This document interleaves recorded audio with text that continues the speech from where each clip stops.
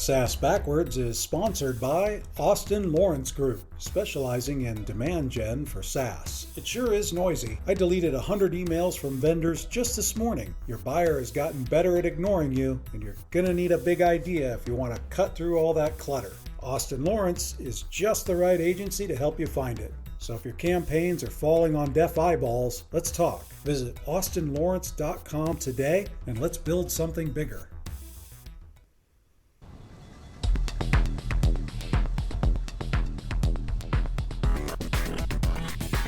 Welcome to the SaaS Backwards podcast, where we reverse engineer the success of fast-growing SaaS firms and explore strategies CMOs and CEOs are using to drive their businesses forward.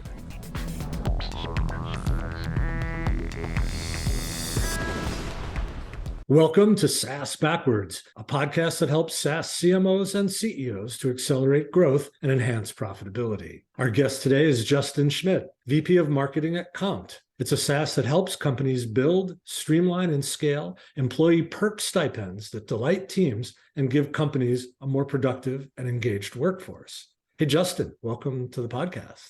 Thanks for having me.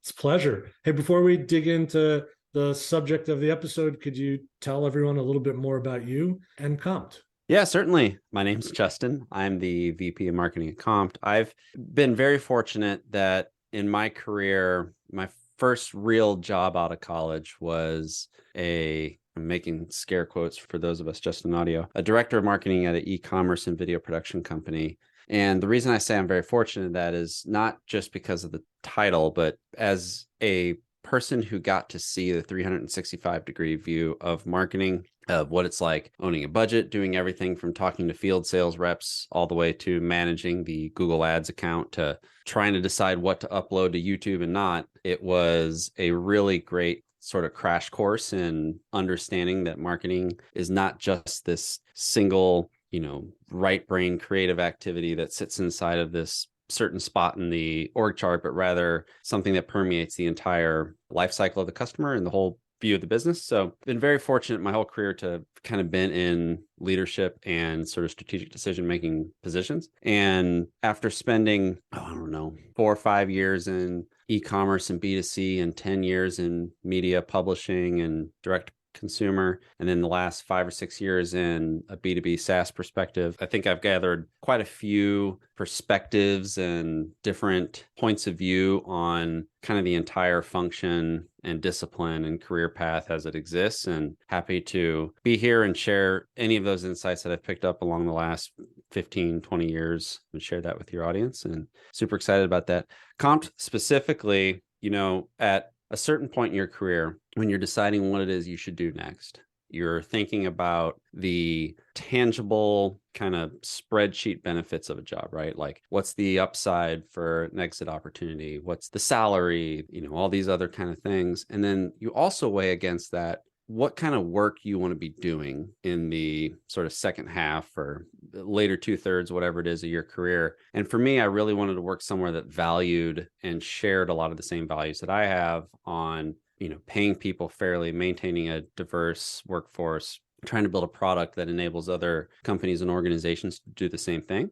And Amy, our CEO here at Compt, is the real deal when it comes to that stuff. So in a world where I'm going to go hitch my wagon to a horse, so to speak, I want to be aligned with the people I'm doing it with. And Compt was a fantastic opportunity that came up, and I'm super excited to see where we can take this thing. So very, very lean forward to the future. That's great. And in fact, that's one of the things we're going to talk about in our episode is this finding the next thing. And for you, it was the first time you really had to do an interview in quite some time, if at all. It was the first time I had to update a resume and meet people that I didn't know from Adam in 15 years. And it's a blessing to be in a position where you can manage and optimize a career without having to do that. And that blessing is not lost on me. But it was also a very interesting experience, kind of just being a candidate and not trading off of past relationships or past success or any of that kind of thing. So yeah, it was definitely an interesting ride to get here. Yeah, I mean, having done that early in my career, moved with my rabbi, if you will, it feels really good to be able to do that. And it also feels really good to, make it on your own as well, right? So there's definitely pluses to both of them. One of the things I kind of experienced was it's sort of hard to recreate the magic after a while, and the team and the dynamics and the scenario, they get different over time. And that was my personal experience. Was there was just a time that I had to move on, and it ended up being, great for my career to kind of do it on my own. So 100%. I wonder if that is similar for you. Absolutely. It's interesting too, because as an executive, when I look at the team I want to build, you often, for right or wrong, it just naturally happens. You end up benchmarking / comparing some of the people you work with today with some of the people you worked with yesterday. And I think that's perfectly fine and natural to do. The real question and the real challenge becomes, okay, you need to build and lead a team today for what you're working on with today, and drawing from the experience and the relationships you've had over the years is certainly fine. But every single person and every single situation you're in is unique. But there's still a lot of value to thinking about what are the characteristics of some of the best people you've ever hired? What are the characteristics about some of the teams you've put together and how you've managed or failed to manage the job design and interlocking pieces of a good team, and carry that forward rather than sort of just lamenting for the good old days, right? Like, I think about this all the time. Like, one of my favorite bands of all time is Led Zeppelin, right? And not a hot take to say that Led Zeppelin was a fantastic rock band, but what's really interesting about them is that they had effectively like an 8-year period where everything came out, right? And towards the end of that 8-year period, music wasn't quite as good as it was in the first 6 years of that. But you look at those guys since then, some of them have moved on and have taken the lessons and like the inspirations and some of the stuff that they've done in the past and carried it forward. Robert Plant's a great example, where Jimmy Page seems to just be stuck in the past, and he remasters the first 5 albums in their catalog every 10 years and resells them. And you don't want to be the executive that continues to do that. You want to always be looking forward. So it was really important for me taking this job. I wanted to start a new path, prove myself again to new people, meet new people, be enveloped in a new culture with new personalities that I don't know all these sort of intricate details about, and really kind of chart a path forward. And I've been blessed with the opportunity to do that, and it's been great so far. But I definitely think that it's easy to be in a situation where you just want to recreate the glory days, as it were, but that's no real way to move forward. That's really interesting. I love the analogy to the rock band. There's a guy I like a lot. He's a speaker and writer, David Meerman Scott. I don't know if you know him, but he uses the Grateful Dead as a source of inspiration for some of his thoughts. And for example, at the Grateful Dead concerts, you could record as much as you wanted. There's no prohibition on pictures or recordings. And what he said is that made the music just so ubiquitous, and it really powered the concert experience, which is where they made all their money. Right. And, it was the highest grossing rock band of all time. And so besides the fact that the music and the personalities and the timing were all wonderful, this aspect of their business made them just that much more attractive. So maybe we should co-author a book on, lessons from the great rock bands and how these guys continued to grow and learn, because there might be something to that. Possibly. Bring it back to like maybe more pragmatic stuff. So, you were forced to look for a new job, or you decided to look for a new job. And what were you looking for? How did you identify things that were really important? And I think one of the ones you said to me, you were looking for a great place to work. And part of that was picking the company and the CEO. And I wonder if you could shed some light on that for people. Yeah, I think anyone that gets to the point in their career where you start looking at, I call it director and above, that stage, right? And let me be very clear. The size and scope of the organization you're working for has a lot to do with what director and above actually means. I'm the vice president of marketing at a post-Series A startup, right? Everyone listening to this immediately has an idea of roughly what ARR we're sitting at, roughly how many employees we're sitting at, roughly what the valuation of the company was at. And best I will say is that your intuition is probably correct on that. And I understand that Phil Schiller is the vice president of marketing at Apple. Guarantee you Phil Schiller has more of an influence on the world and the organization he's in than I do as a VP of marketing at a startup. But the truth of the matter is that when you get to the point in your career where leading people becomes just as much of a North Star as producing individual results, you start to just kind of view the world in a slightly different lens. And for me, that was, I have seen the ups, downs, highs, and lows of startup life. I was very fortunate in that Multiply, which was the media company that I was in, we were ultimately acquired by a private equity company for I think it was $950 million was the ultimate enterprise value of the deal. A few years after that acquisition, we went through a Chapter 11. So a lot of the team that I had hired on that journey to that exit, like we had to do a reduction in force during the Chapter 11 of that. And like we let people go. Some of those people we brought back. Some of the people that were part of that team, I've, still connected with them and they've done amazing things in their career and it's been wonderful. But the constant with all that is the core leadership team. I have a tremendous amount of respect for David. He's the CEO of Capacity. He was the founder of Capacity. He was the founder of Answers Multiply and basically this 13, 14-year stint in my career. Tremendous amount of respect for him. I personally invested in Capacity Series B. I've wished nothing but the best for those guys. But I did want to feel, how do I put this? The buzz of fresh change. And having been around the block, especially in a startup scenario, when you're working closely with the CEO is oftentimes the person who drives a lot of the change and a lot of the culture that you're looking to feel and experience, right? So when you say like, how was that and how did you approach that and what were some of the things you're looking for? I kind of treated it as a real opportunity to talk to these people during the interview process and kind of make the interview just as much about me understanding this CEO, this person's vision, how they articulate that vision, how they care about the people who they're stewarding through that journey, as it was me, putting my best foot forward and answering the right questions and all these other things. And it's easy to say, well, Justin, that's what you're supposed to do when you interview. And I'd say, yeah, of course. However, for a lot of us, we get into a position where, like we said at the top, like you don't necessarily polish up your resume and just start applying for jobs again. Like you're trading off of relationships.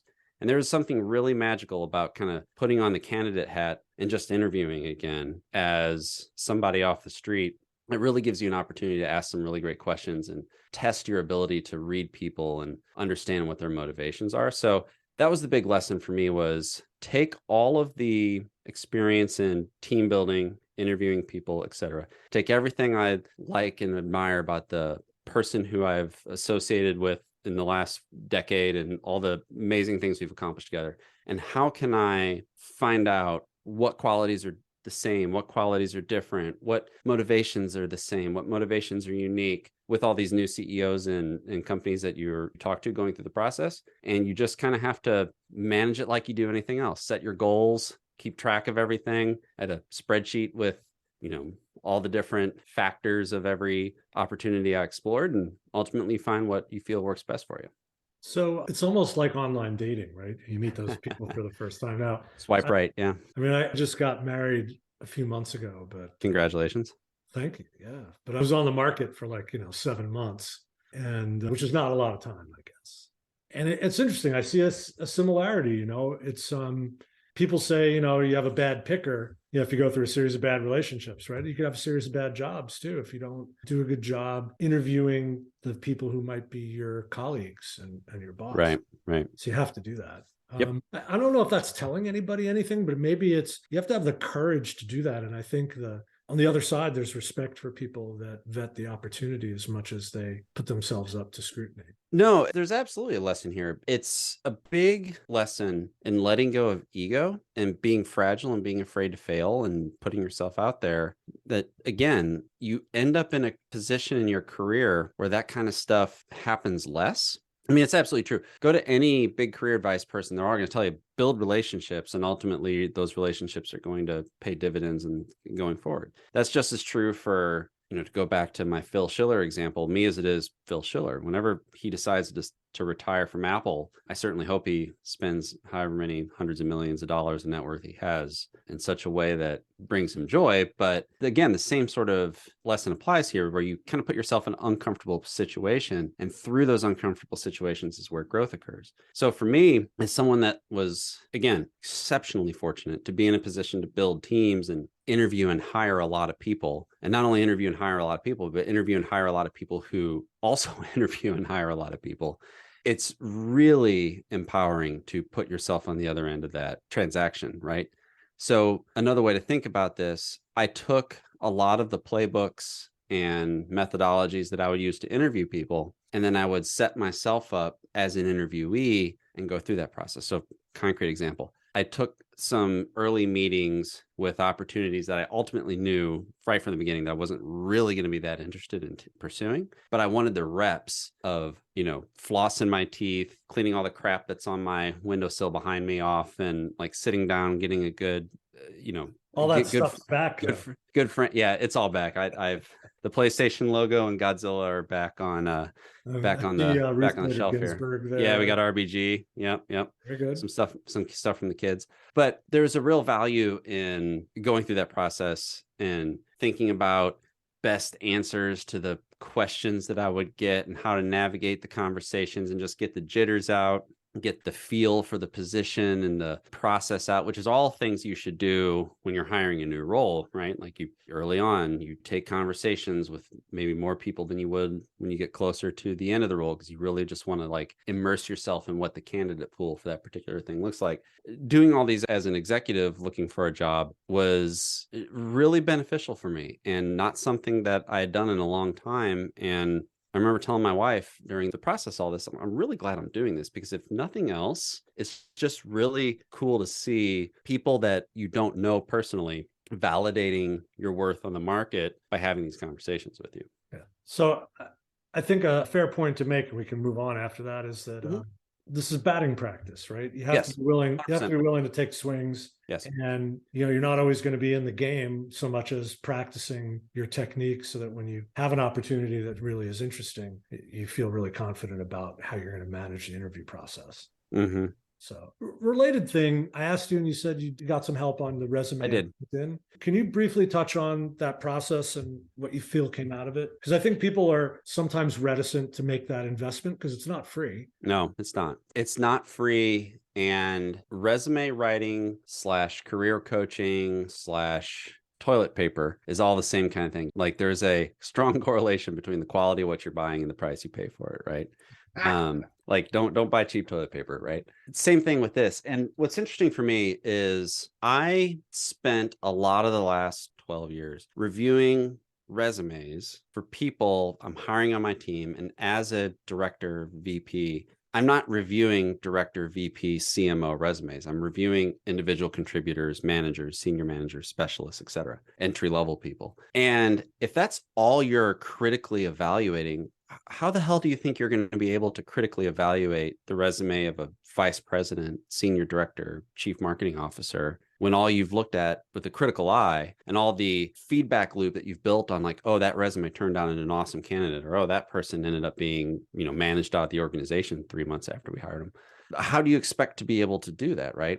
So again, the central theme of here is some humility and kind of putting yourself out there. I updated my resume, what I thought a senior person who's into the latter half of their career what their resume would look like, and got some nibbles, got some bites, got some recruiter interest based on LinkedIn, but it wasn't inspiring. I then found a service that was recommended to me by a couple different people that did a good job. I paid the couple grand or whatever it was to have them spruce up my profile and help me with the resume. And sure enough, it made a big difference. I went from, X number of inbound interest to Y, in this instance, Y is greater than X, and had a lot more success. And in the intervening months since I've done this, I've told other people, like, look, you can't self-evaluate these kind of things to a certain degree unless you want to basically apply for the same roles that you've been hiring for, because you're just going to have blindness to what really matters on this. And I'll close this point with this, that there's a burgeoning scene of really good advice on how to optimize your LinkedIn profile and some of your kind of personal brand on platforms like TikTok, LinkedIn, et cetera, that I would highly recommend people follow. Dan from HR, for example, he's a TikToker that just gives fantastic advice on how to optimize your LinkedIn profile for discoverability. And if you're not in the sort of LinkedIn thought leadership game and posting every day and, really trying to figure out how to sort of up level yourself there, and it's not been something that you've spent a lot of time on, it takes some skill and some practice and some education to optimize for those things. So you might as well just shortcut it and find someone to help you. So I firmly believe there's nothing wrong with hiring a good resume writer, career coach, CV expert, whatever it is. Just do your research and ask around for people who can give you good recommendations, because it definitely makes a difference. Do you want to give a plug to the firm that helped you out? Yeah, I'll be happy to. I think it was Executive Resumes is what it was called. They are based in Austin, Texas, I believe. And they had a pretty good process. Like you meet with a person, they do the big interview, then you get revisions and kind of narrow it down. And then you have an account effectively to come back with them, and they'll do future revisions for you. I'll be happy to send you a link. You can put it in the show notes. That'd be great. Let's talk a little bit maybe about Compt itself. What was the situation when you got there? They had a funding round. How recent was it from the funding to your hire? Yeah, 3-4 months was the time between the funding announcement and my hire. I mean, you can look in Crunchbase and you can see this, but we raised our Series A. Battery Ventures led the Series A. That was in late spring of 2022. And I was engaged in the process in June, hired at the end of June, started August 1st, right? When I joined, it was really interesting because we're in this position where we had built a really great use case. We were starting to get some product market fit. There was a wonderful trajectory and a lot of promise in the business. We just didn't have the leadership team in place to really start to build all of the function teams, et cetera, to kind of take to the next level. So very interesting situation in that most of the senior leadership team is all kind of brought on at once. So me and the person who leads sales and growth, the person who leads finance, we all joined within a month and a half, month of each other with an existing product and sort of head of customer, VP product and customer success. And we kind of have built the Ocean's 11 team all in fairly rapid succession here, which has been great because all of us now are coming to this business with a fresh perspective, with a real sort of clear-eyed and sober look at like what has worked and what hasn't worked along the respective careers we've all had, working together to kind of really build something great. And I've been blessed and fortunate that the marketing team that was here prior to my arrival is really good, super strong, very talented people. And we've been able to make some great hires in the last couple months. We're looking to fill another role, building an awesome little SWAT team of marketers here. So I'm super, super lean forward on what's happening. But I think the key takeaway here is that the CEO, Amy, is really good about finding the people that are going to complement each other, work with each other in these sort of where someone is strong in one area and weak in another, the other person is strong in that area and weak and fill out the entire basket of skills and qualifications that you want for a good leadership team. And we're off to a great start. That's cool. So with the fundraise, the Series A, I imagine the ambitions are much greater than they were beforehand.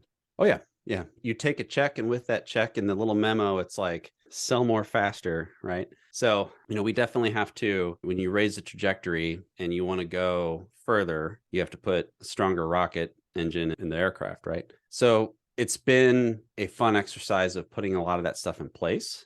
And that, of course, brings pressure to it. But it's interesting for me when I look back at my career and I think of this period of rapid growth, exiting private equity, going through a Chapter 11, going through a successful reemergence. After having gone through that, like the prospect of meeting some growth expectations of a VC firm is kind of like day in the life. Yeah, it's like what worst case scenario, what happens? Well, we don't succeed and the thing has to fold or whatever. It's like, okay, like when I'm surrounded by family and friends, some distant future kind of saying goodbye to this mortal coil. Like, is that really going to make a difference in the story? And it's like, no, it's not. So why get too upset about it? And having kind of like lived through that, it's like, yeah, it sucks, it's scary, but it's not the end of the world. And you take the lessons that you learn through something like that and you just apply them to whatever you're currently on, and hopefully you avoid all that stuff. So definitely you feel the expectation and the weight of those expectations for, the taking on VC, but every leadership team does that. Every company does it. Anyone that signs up for a startup agrees tacitly that, like, look, we're going to try to make this thing happen. And if nothing else, the last few weeks, few months, really, 2022 in general, with all the layoffs and changes at, Amazon, Facebook, like these big, literally $1 trillion companies in some instances are facing the same headwinds that everybody else does. And, is startup life really that much more risky? You know what I mean? I've never felt it was, honestly. Yeah. I started out at IBM and Citibank, and both those companies managed to fire tons of people. Exactly. That's exactly right. It's like, listen, I want to be very, very clear. I do not want to downplay what happens when you unexpectedly have to find a new path, or as a leader, you have to go through, quote unquote, the spreadsheet and figure out where you need to make cuts to make the business thrive. It's awful, terrible. But people do land on their feet. You can go through those kind of things in such a way where you set people up for success. You can look back and say, literally after that happened, so-and-so founded X, and now they're enjoying tremendous success, and it all kind of comes out in a wash. So it's just really important to just keep your head up, shoulders square, feet moving forward, and just work through these things. And whether you're an entry-level associate or a C-level leader, it's kind of the same story. And it's just, I don't know, my outlook on life is just to not worry about those kind of things too terribly much and control what you can control. Yeah. Are there a handful of things that you are putting in place to help accelerate growth there at Compt? I mean, what do you have to do short term, and what are you setting up for kind of intermediate? Yeah, that's a good question. So we exist as a application that helps solve a problem that already exists for organizations. There have been cell phone stipends and perks and extra benefits as part of the compensation package for a very long time. We're not coming in here like a AI powered marketing tool that's trying to invent some entirely new category, right? We're here to solve a problem that has already been in play for a long time. So it is very much look, this is a new and easier way to deal with the issue at hand, but we're not a hammer out there looking for a nail. We know damn well what the nails are. We just got to get to them and hammer them, right? So I say that to point out that Compt has a wonderful value proposition that's fairly well accepted and understood. It's my job to increase the aperture of where we're sending that message, who we're pulling in, and create demand, and you capture demand. That's really all there is to do in marketing to get like ultra reductive here. We have demand that we're already creating. We just need to capture it better. And then any sort of new segments that we go out and try to generate demand in, make sure we have those capture mechanisms in place. So at the end of the day, for us, it's a lot of blocking and tackling, and it's just establishing sort of operational excellence inside of the market that we operate in, and just making the case, which again, obviously I'm biased, that a stipend reimbursement model is better for lifestyle spending accounts than a credit card that's declined at half the places you try to use it, or a marketplace that doesn't have the vendors that you want to spend your money with, right? So it's really an execution problem, but there are definitely some opportunities for us to stand out amongst the competition, make people ops and HR teams aware that this is an opportunity that they should be looking at, but we're not trying to create a net new category necessarily. Understood. Well, that's a good place to land our episode. I really appreciate it. We did an awful lot of digging in on the executive job search, which I think is a great topic and evergreen. Unfortunately, our peers, clients, and friends, the new job is a thing. It happens fairly often. So I appreciate you kind of going through your experience. If people want to reach out to you, what's the best way to get a hold of you, Justin? JustinSchmidt.me is a catch-all I have set up for myself that has links to where I am on Twitter and LinkedIn and Xbox Live if you want to play some Halo with me. But LinkedIn is probably the best place. That's where I'm kind of most active. And then obviously compt.io if you are looking to offer something extra for your team to make sure you retain your best people, which is going to be super important during the next 18 months for sure. Awesome. And listeners, if you want to reach me, I'm on LinkedIn/in/Ken Lempit or kl@austinlawrence.com. If you haven't subscribed to the podcast yet, please look for us wherever podcasts are sold. And thanks so much, Justin, for this deep dive. I really appreciate it. Anytime, man. Thanks for having me. Thanks for listening to the SaaS Backwards Podcast, brought to you by Austin Lawrence Group. We're a growth marketing agency that helps SaaS firms reduce churn, accelerate sales, and generate demand. Learn more about us at www.austinlawrence.com. You can email Ken Lempit at kl@austinlawrence.com about any SaaS marketing or customer retention subject. We hope you'll subscribe, and thanks again for listening.